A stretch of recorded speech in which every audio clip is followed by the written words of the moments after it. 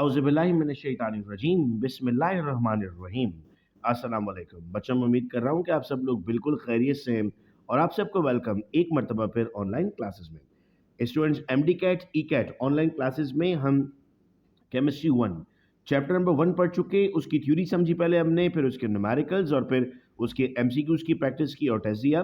Chapter 2 में भी same किया हमने। याद रहे कि हम न्यू बुक को भी फॉलो करते जा रहे हैं इन चैप्टर्स को पढ़ने के लिए, और साथ साथ जैसे आपको लास्ट क्लास में मैंने चैप्टर 1 फेडरल बुक से भी एक्सप्लेन किया, उसके एमसीक्यू सॉल्व किए। तो एक कॉम्बिनेशन चल रहा है हमारा। जो रिसर्च स्टूडेंट्स हैं उन्हें व्हाट्सएप ग्रुप में तमाम लेक्चर्स मिल रहे हैं।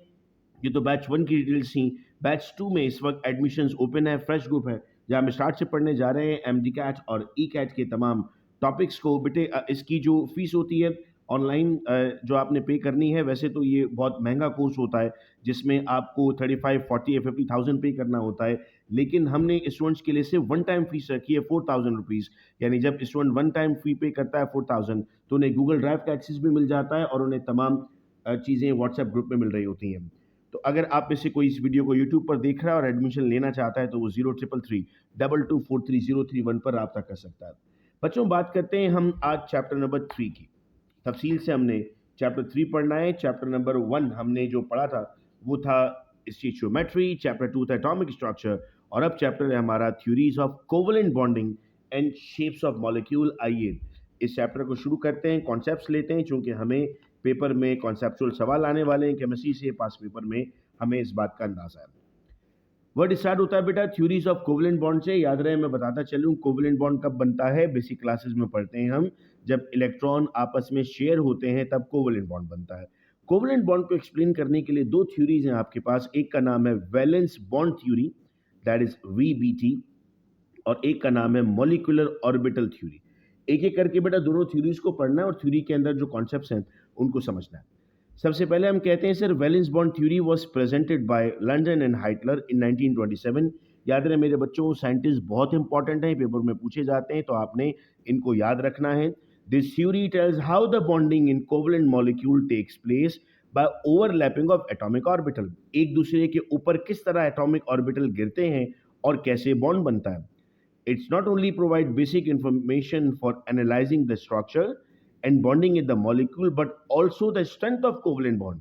यानी आपको ये सवाल पूछा जाता है पेपर में, वैलेंस बॉन्ड थ्योरी क्या क्या बताती है, तो अपनी कॉपी में बेटा लिखोगे वैलेंस बॉन्ड थ्योरी आपको बताती है strength of the bond, molecular shape of the bond, कि उसका स्ट्रक्चर कैसा होगा, उसकी स्ट्रेंथ कैसी होगी और उसकी शेप कैसी होगी। इसके पॉस्टुलेट्स क्या है, वन बाय वन करके समझते हैं। A covalent bond is formed due to overlapping of half filled orbital। हमेशा याद रखिएगा, जो इलेक्ट्रॉन अकेला होता है वो बॉन्ड बनाता है। दुनिया का भी यही उसूल है ना, किसी से रिश्ता कौन जोड़ता है? जो अकेला होता है। तो जो अकेला होगा वो रिश्ता जोड़ेगा। तो हमने कहा sir, a covalent bond is formed due to overlap of half filled orbital। दो आ सकते हैं ना एक ऑर्बिटल में, पिछले चैप्टर में पढ़ा था हमने ये। As a result of overlapping, there is maximum electron cloud somewhere between the two overlap orbital। जहां पर ओवरलैपिंग होगी वहां पर इलेक्ट्रॉन की मिकदार बढ़ जाएगी।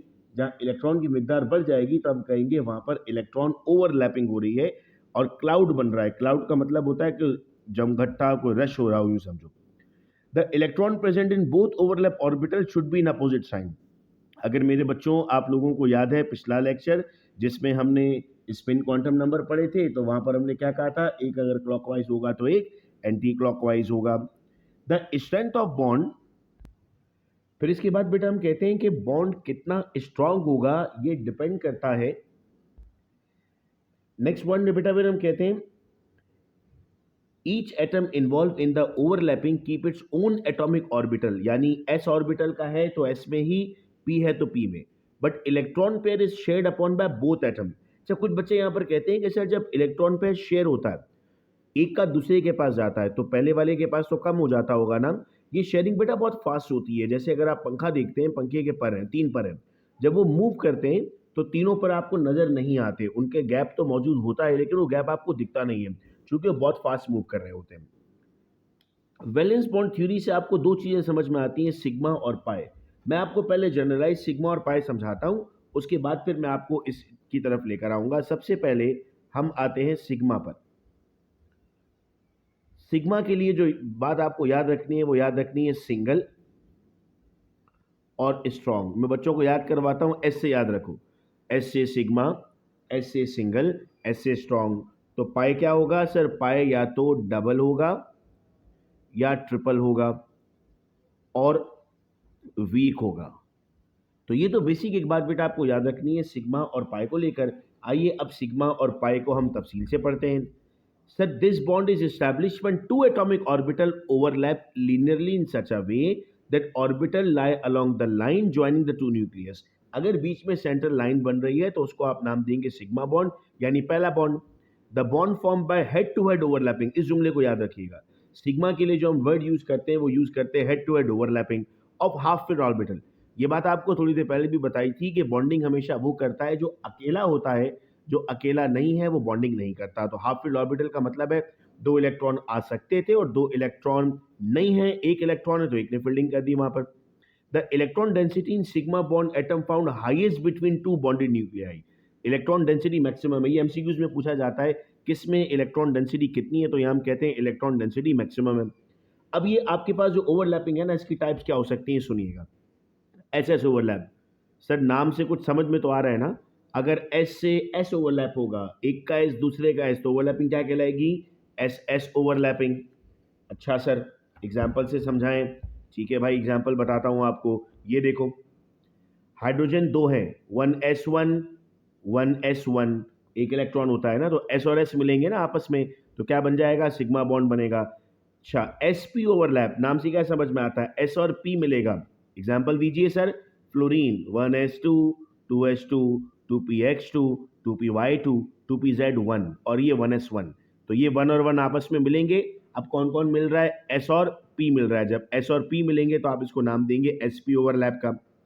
सर pp ओवरलैप क्या होगा? अब आप खुद दिल में जवाब दे रहे हो, जब p से p बॉन्ड बनाएगा तो ये हो गया pz या z।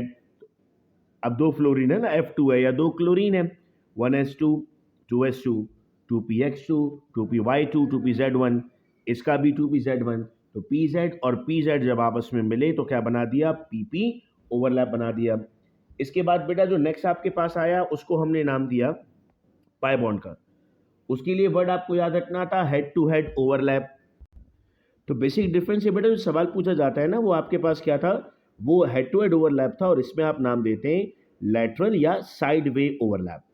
हम कहते हैं सर, अब सपोज कीजिए ऑक्सीजन है या नाइट्रोजन है। मैं अगर आपको इनके स्ट्रक्चर से समझाऊं, पहले इलेक्ट्रॉनिक कॉन्फ़िगरेशन से समझाता हूं। ऑक्सीजन के लिए मैं कहता हूं 1s2 2s2, oxygen atomic number 8 है, पहले में 2 हैं दूसरे में 6 हैं, तो ये 2 4, ये 2px हो गया, ये 2py हो गया, ये 2pz हो गया। ये एक ऑक्सीजन है। अगर एक और ऑक्सीजन आएगा तो ये बन जाएगा 1s2 2s2 2px2, फिर 2py1 2pz1। ये जो पहला बॉन्ड बनाएंगे ये आपके पास pp ओवरलैप है और हेड टू हेड ओवरलैप है। लेकिन अब जो ये बॉन्ड बनेगा ये आपके पास साइडवे या लेटरल बॉन्ड बनेगा। तो जब ये साइडवे और लेटरल बॉन्ड बन रहा है तो इसको आपने नाम देना है पाई बॉन्ड का। और ये आपके पास कौन सा बॉन्ड बनेगा? पहला sigma.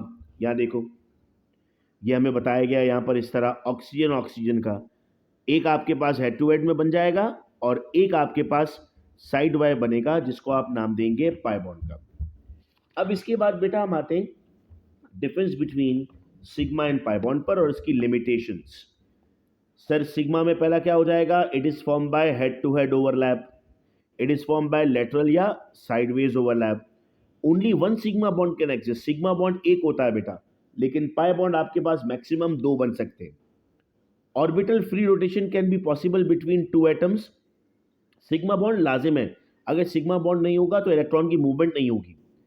Orbital free rotation is not possible between 2 atom if pi bond is present, pi bond में मूवमेंट नहीं होगी इलेक्ट्रॉन्स की।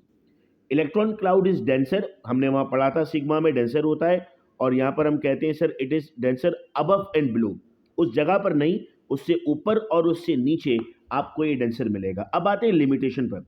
लिमिटेशंस बेटा इसलिए इंपॉर्टेंट होती है क्योंकि पेपर में सवाल पूछा जाता है कि कौन कौन से स्टेजेस पर आकर आप अलाउ नहीं करते या फॉलो नहीं करते।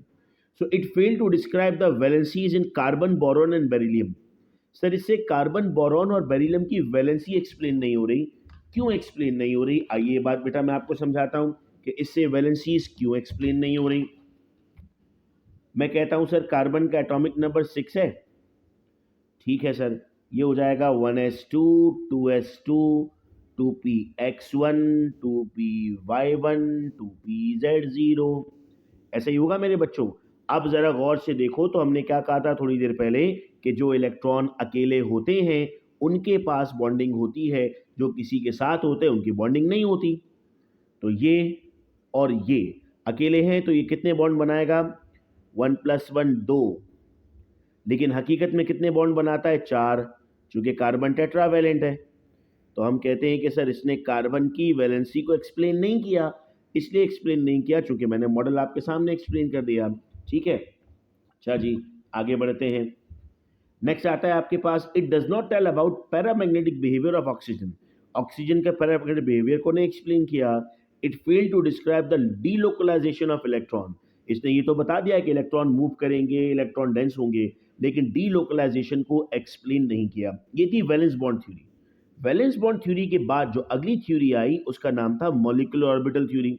हमने कहा साइंटिस्ट इंपॉर्टेंट है, मिलिकन हुंड हकल 1927 में डेवलप किया एक ऑल्टरनेट थ्योरी को, जिसमें जो ऊपर शॉर्टकमिंग्स थी उनको ओवरकम किया और नाम दिया मॉलिक्यूलर ऑर्बिटल थ्योरी का। Atomic orbitals of similar energies linearly combined together to produce a molecular orbital. जिनकी एनर्जी सेम है वो ही आगे बढ़ेंगे। इसको मैं आपको यूं समझाता हूं कि जो दो दोस्त आपस में दोस्त हैं, एक जैसा नेचर रखते हैं तभी तो दोस्त है ना। अगर दोनों का नेचर अलग है तो वो दोस्त ही नहीं बन सकते। दोस्ती का पहला उसूल उनका एक जैसा नेचर होना था।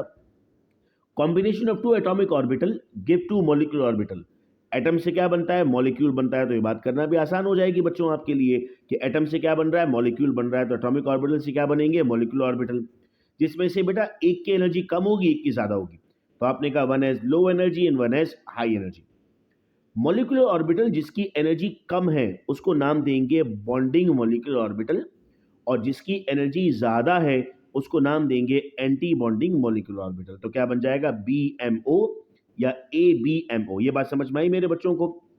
The movement of electron in MO क्या मतलब होगा, molecular orbital is influenced by both the nuclei, यानी दोनों पर डिपेंड करेगा, और इलेक्ट्रॉनिक कॉन्फ़िगरेशन सब पर डिपेंड करेगी, ऑब्बा पर भी, होन्स पर भी और पॉलिस पर भी।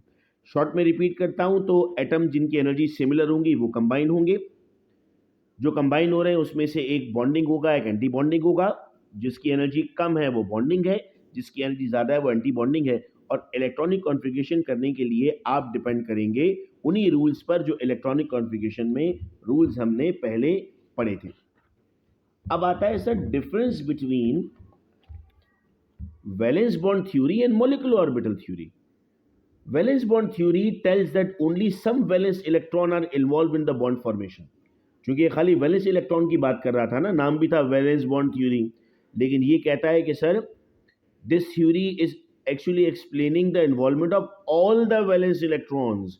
ये सिर्फ चंद इलेक्ट्रॉन की बात कर रहा था, ये तमाम की बात करेगा। According to the valence bond theory, both the concern atomic orbital possess their individual identity. इसके मुताबिक दोनों की आपके पास अलग अलग आइडेंटिटी रहेगी, लेकिन मॉलिक्यूलर ऑर्बिटल क्या कहता है कि सर वो तो मिक्स हो जाएंगे, और मिक्स होने के बाद उनकी अलग अलग आइडेंटिटी मौजूद नहीं रहेगी। Valence bond theory does not introduce any adequate idea about the bond order. Bond order क्या होता है ये हम कैलकुलेट करना सीखेंगे, बहुत इंटरेस्टिंग होता है ये हमारे आने वाले लेक्चर्स में आएगा बेटा। और इसने आपको बताया कि जो आपके जहन में सवाल आता है ना कि केमिस्ट्री में क्या कुछ चीज़ें याद भी करनी होती हैं, हाइड्रोजन में सिंगल बॉन्ड है, ऑक्सीजन में डबल बॉन्ड है, नाइट्रोजन में ट्रिपल बॉन्ड है, कुछ याद नहीं करना होता, ये भी समझना होता है, हम समझेंगे। इसने अभी हमने कहा था कि सर पैरामैग्नेटिक बिहेवियर को नहीं एक्सप्लेन किया था, लेकिन यहाँ पर हम कहते हैं कि सर यहाँ पर मैग्नेटिक और पैरामैग्नेटिक बिहेवियर्स को एक्सप्लेन किया जाता है। इसके बाद आगे बढ़ते हैं बेटा नेक्स्ट हेडिंग पर। तो हम कहते हैं sir beside VBT there are two more significant theories which describe the shape of a molecule। Molecule दिखता कैसा है उसके लिए आपके पास दो थ्योरीज है। VBT क्या था, वैलेंस बॉन्ड थ्योरी। इसके अलावा जो दो थ्योरीज हैं उसको हम नाम दे रहे हैं VSEPR theory, valence shell electron pair repulsion theory, और हाइब्रिडाइजेशन। अब ये दो मोस्ट इंपॉर्टेंट टॉपिक्स हैं इस चैप्टर के, जिसको हम अपनी अगली क्लास के लिए रख रहे हैं, और यही दो लास्ट टॉपिक हैं, एक वो थ्योरी है और एक हाइब्रिडाइजेशन। यहाँ पर आकर ये जब टॉपिक कंप्लीट होता है हमारा, तो ये चैप्टर कंप्लीट होगा, यानी अगला जो लेक्चर होगा केमिस्ट्री का, उसमें हम अपना चैप्टर नंबर 3 कंप्लीट कर रहे होंगे। और मीनवाइल मैं आप लोगों को ड्राइव के थ्रू एमसीक्यूज भेज रहा हूँ ताकि आप उनका सॉल्यूशन कर सकिए। मैं फिर रिपीट करता चलूँ, कोई स्टूडेंट अगर अभी ज्वाइन करना चाह रहे हैं ऑनलाइन क्लासेस को, तो वो स्क्रीन पर दिए हुए व्हाट्सएप नंबर पर रब्ता कर सकता है ताकि उनकी ऑनलाइन क्लासेस शुरू हो जाएं। अपना बेहद ख्याल रखिएगा बच्चों। अल्लाह हाफिज़।